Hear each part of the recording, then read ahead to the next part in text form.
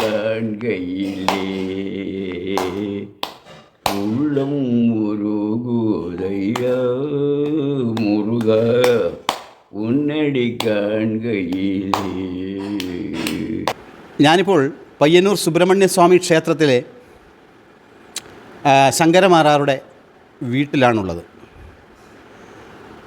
നമുക്ക് ക്ഷേത്രത്തിൽ പോയി കഴിഞ്ഞാൽ പെരുമാളെ തൊഴുതു കഴിഞ്ഞാൽ പിന്നെ മാരാറേയും തൊഴുതില്ലെങ്കിൽ ആ ദർശനം പൂർത്തിയാകില്ല എന്നുള്ളതാണ് നമ്മുടെയൊക്കെ മനസ്സിൽ.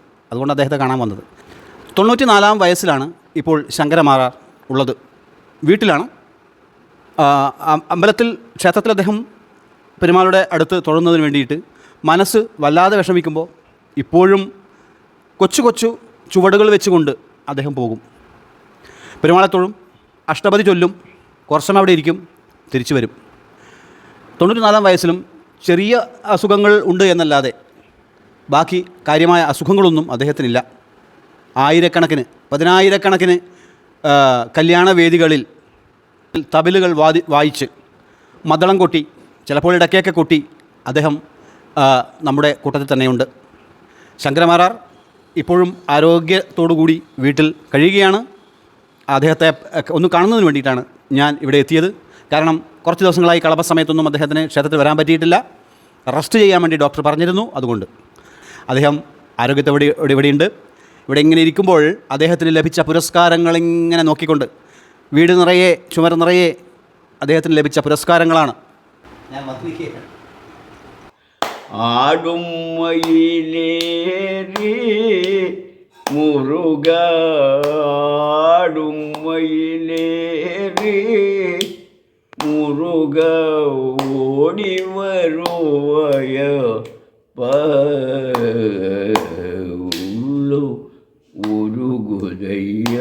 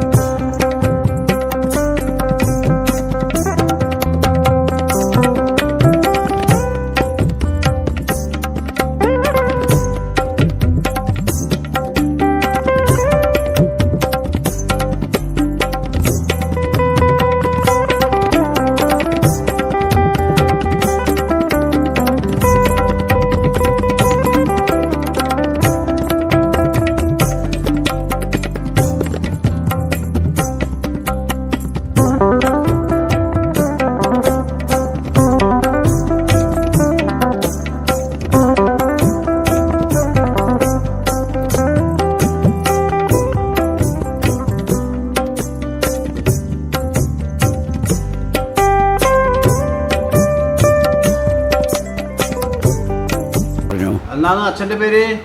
ഗോവിന്ദമാരാറ്, വലിയ വീട്ടിൽ ചെറുതായത്ത്. അമ്മേൻ്റെ പേരോ? അമ്മ മാണിയമ്മ, പുളിയാമ്പള്ളി. ഒരു 10 വയസ്സ് കഴിയുമ്പോൾ തുടങ്ങി. ആരാണ് ഗുരു? ഗുരു പൊങ്കരാട്ട് കൃഷ്ണമാരാർ. അയാൾ ഭരിച്ചു. പിന്നെ ആരോട് എൻ്റെ പ്രയത്നമാണ്. അതിൽ രാഗലും വായിക്കും ഇടയ്ക്കിൽ. ഹംസധ്വനി, വാതാവി അതെല്ലാം വായിക്കും. പെരുമാൾ അമ്പലത്തിൽ എത്ര കൊല്ലായി? ഒരുപാട് കൊല്ലായി. ഇപ്പോൾ ഒരു 40 ചെറുപ്പത്തിലേ ഉണ്ട്. ഉണ്ട്. ഉണ്ട്. 9-10 വയസ്സിൽ അമ്പലത്തിൽ പോകുന്നുണ്ട്. അന്ന് ഒരു 4 പുറത്ത് പോകുന്ന ആളാണ്. അപ്പോൾ ഞാൻ സ്കൂളിൽ പഠിക്കലുണ്ടായിരുന്നു, ആ മുച്ചോട്ട് സ്കൂളിൽ. ഓ അപ്പോൾ വലിയ പറഞ്ഞു പൂജക്ക് ആളില്ലടാ. എന്നിട്ട് ഞാൻ പോയി.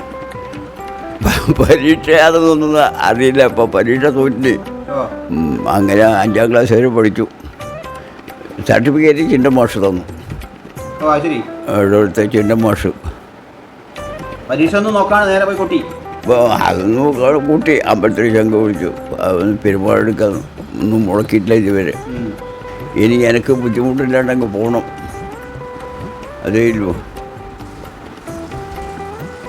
മക്കളുടെ പേരെന്നാ?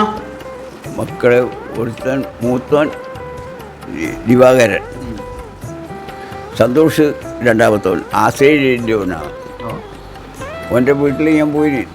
ഭാര്യയുടെ പേരെന്നാ? സാവിത്രി. 56ാം വിവാഹ വാർഷികമാണല്ലേ?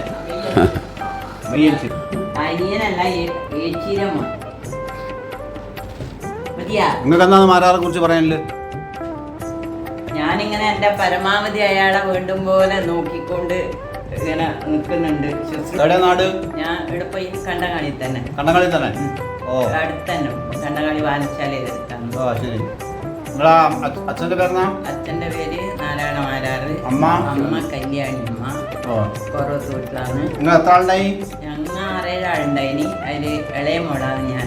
ഓ 4ാമത്തെ മോള്. പിന്നെ ഇവിടെ കല്യാണം കഴിച്ചിന് ഞാൻ 18 വയസ്സിൽ ഞാൻ എൻ്റെ കല്യാണം കഴിച്ചിട്ട് ഇയാൾ ഇവിടെ വന്നിന്. പക്ഷെ വീട്ടിൽ തന്നെ താമസം ഉണ്ടായിനി. ഇപ്പോൾ പുതിയ വീട് ഇതിൻ്റെ അടുത്ത് ഇപ്പോൾ 12 കൊല്ലമായി ഇവിടെ ഇയാളെ ഒന്നിച്ച് തന്നെ താമസം. മറ്റ് ഇയാൾ അങ്ങോട്ട് വരുകയും കണ്ടങ്ങാണിക്ക് വരും. അങ്ങനെ ജീവിതം സുഖമായിട്ട് തന്നെ പോയി. മക്കളെല്ലാം ആയി, മക്കളെല്ലാം പഠിപ്പിച്ചു. രണ്ടാളും 2 വഴിക്ക് ജോലിക്കായി. അവർക്കും മക്കളായി. രണ്ടാമത്തോൻ ബികോം പഠിപ്പിക്കുന്നു. രണ്ടാമത്തോൻ ഓസ്ട്രേലിയയിലും, മൂത്തവൻ സൗദിയിൽ. അവന് 2 മക്കളായി. രണ്ടാമത്തവന് 2 മക്കളായി. എല്ലാം പെരുമാളാനുഗ്രഹം. ഹരേ ജയ മാധവ